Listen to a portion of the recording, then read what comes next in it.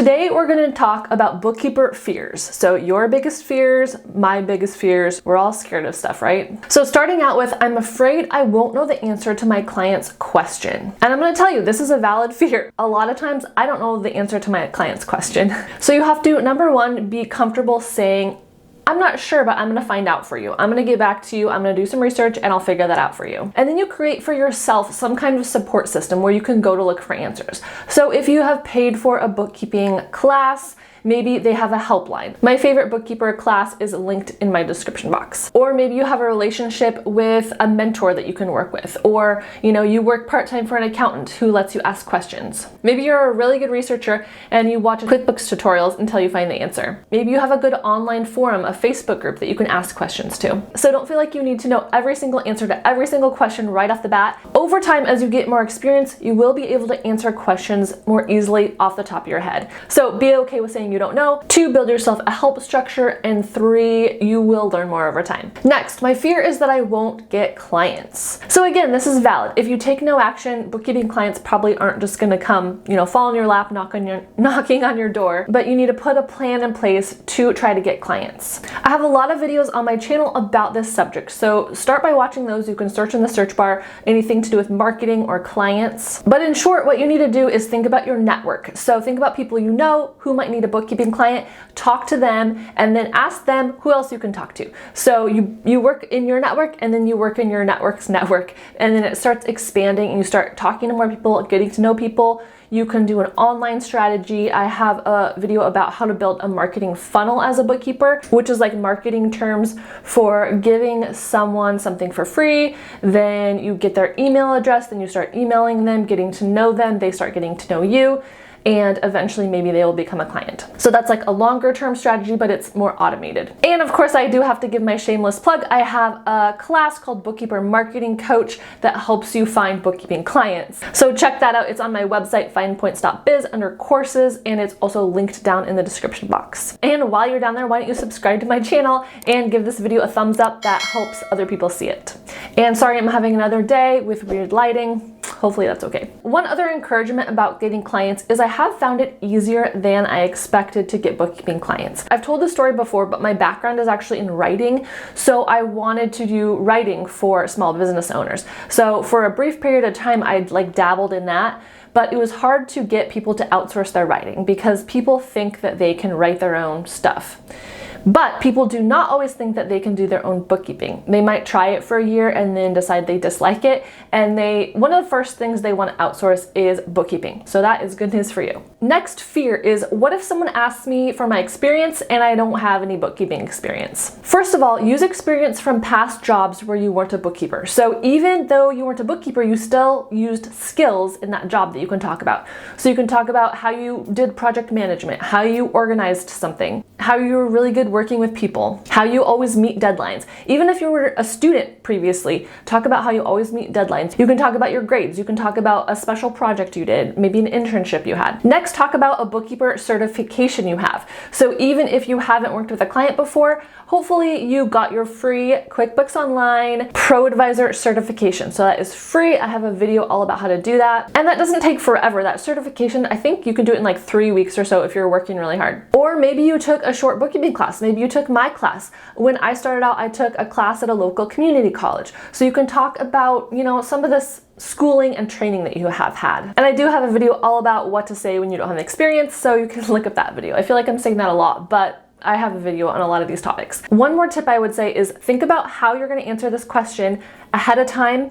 Practice your answer, say it with confidence, and then move on. So you don't have to dwell on the fact that this is your first client. You don't have to be like, well, yeah, I haven't really had a client before. You're my first client, so I'm learning a lot. Just confidently say something like, I have my QuickBooks Pro Advisor certification, so I'm certified in QuickBooks Online. I also took a course going over payroll. And in my previous job as a store manager, I was in charge of all these sales figures. So I was in charge of analyzing reports and presenting them to my team. Next fear, I have a full-time job, should I start bookkeeping? This one's probably to do with time. Do I have enough time to be a bookkeeper? And that is going to be a personal call. I can't really answer that for you, but I will say a lot of people use bookkeeping as a great side hustle because it's really flexible. You can fit it in anywhere, of course. And then if you decide you like it, you want to build your business, you can build it to a stage where it's actually replacing your full-time income and then quit your 9-to-5 job. And I do have a video that just came out about this topic. Next fear, I feel like I don't have enough knowledge to go into the freelancing world. So to start my business from scratch.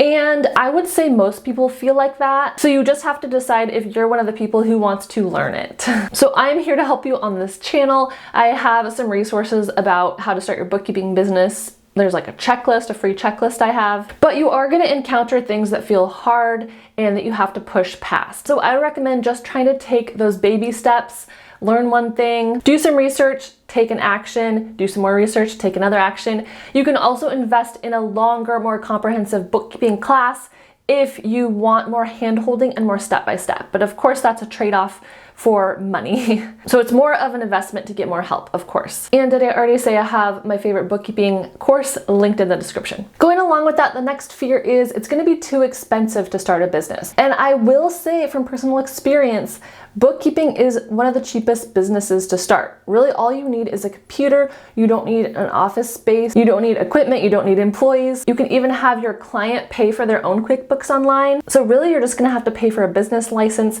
and an LLC. That'll probably be a few $100s, which of course you can make back very quickly when you start working for a client, and those are all write-offs, those are all business expenses. Going along with this question is the fear of paying too much for a bookkeeping course. So that was a hard one, I agree. I wasn't able to pay for an expensive course when I started, so you definitely do not have to. But like I already said, if you want that extra support, it might be worth it for you. All right, next fear is not knowing what to do next. So this person says that they've already started bookkeeping, but they don't know what the next step is. So I'm not sure of your particular situation, but I would say there's three kind of like buckets that have to do with starting a bookkeeping business. So one is learning QuickBooks. And there's probably multiple steps that go along with that. That could be taking that free Pro Advisor test. Maybe once you've mastered that, you want to, specialize in payroll. You want to take some more classes and learn more about QuickBooks, maybe learn about accounting basics, stuff like that. So once you get to a certain point in QuickBooks, you are fairly proficient.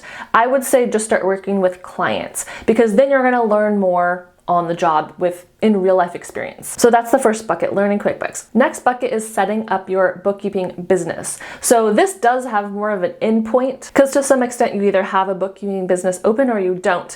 But I do have a checklist that has, I forget how many points, maybe like 10 or more points, and it's free. You can download it from the description box, and that just walks you through setting up your LLC and all that stuff. So training, setting up your business, and then getting clients and kind of onboarding, running your business is the last bucket. So as far as a step-by-step process for this, it's a little bit more organic. So a lot of it is networking, getting out, meeting people, getting to know people.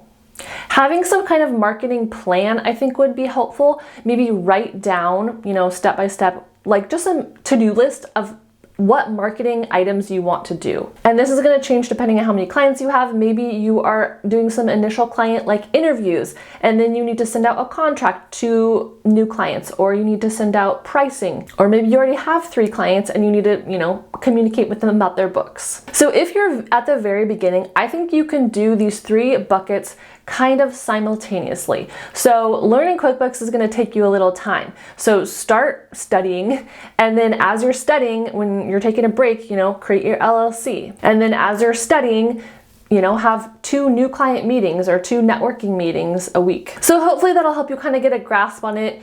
Do systematic steps in each of those 3 buckets simultaneously. And I do have a free resource that's called a decision tree chart. So it kind of maps out where you are in your business and where you should go next. So you can check that download out in my description box. Next fear is legal stuff. So if you take Bookkeeper Launch, they give you the good advice to build a relationship with an attorney from the beginning of your bookkeeping business. So this attorney can help you create a contract that you're giving to your, clients, like a contract of employment that you're both on the same page. There's also certain things you need on your website, I believe. So like terms and conditions, things like that. I've partnered a couple of times with the Legalpreneur. I'm not sure where you can find that information. I'll find it and I'll give you that link in the description box, but I think she has some fairly affordable packages you can buy as a small business owner, but I know that can be an expense that's hard to incur. Another legal fear is, what if I mess up as a bookkeeper? What if someone tries to sue me? My first thought about that is don't let that stop you. You can get sued for a lot of different things in life, but that doesn't mean we just stop living our lives. Secondly, get errors and omissions insurance for your business that protects you against getting sued, I think, for the most part, hopefully. At least that's what it's designed to do. And third, if someone is unhappy with you and they take legal action, you're gonna be able to get through it. But the reality of it usually isn't like this giant thing that blows up in your face in this big court battle. Usually maybe you'll have to pay a fine or something, or maybe your insurance will go up a little bit, but it's something that might stress you out, but you will be able to navigate it if the time comes. And if you guys want to know my personal biggest fears and obstacles that I had to overcome, first of all, starting out, it was the motivation to get started. So we all have busy lives and it's easy to put off stuff we say we want to do, but I really had to create like checklists and check-in points for myself to work on my business. So motivation, and then imposter syndrome, that's a huge one. We've talked about it in this video already. I have a video that's titled Imposter Syndrome that talks more about that, but it's very, very common to feel like you don't know what you're doing, to feel like you're not good enough, to feel intimidated, but it's a good experience as a human to work through some of those things, right? And after my business got going, my biggest struggles were feeling alone in solving every single problem, along with technical issues. And so I've kind of created a few resources for myself, like I talked about in the very first question. So I have a consultant, an expensive consultant that I can hire for bookkeeping questions if I need to. So that's like $100 an hour or something. Anyways, it's expensive, so I only use it when I really need it. For just like personal accountability tech things, I have an assistant that works with me. She just works a few hours a week, maybe 10 hours now a week or so, as a contractor. But it really helps just to have that other person there to bounce ideas off of. She helps me with marketing. She helps me with tech issues I'm going through, along with the fact that I've just become a pretty good researcher, even though it's not my favorite thing to do, and I can also ask bookkeeper questions in online forums. So hopefully this video spoke to some of your fears and was encouraging. Give it a thumbs up if you've made it all the way to the end and subscribe to my channel. Thank you so much, and I'll see you again soon.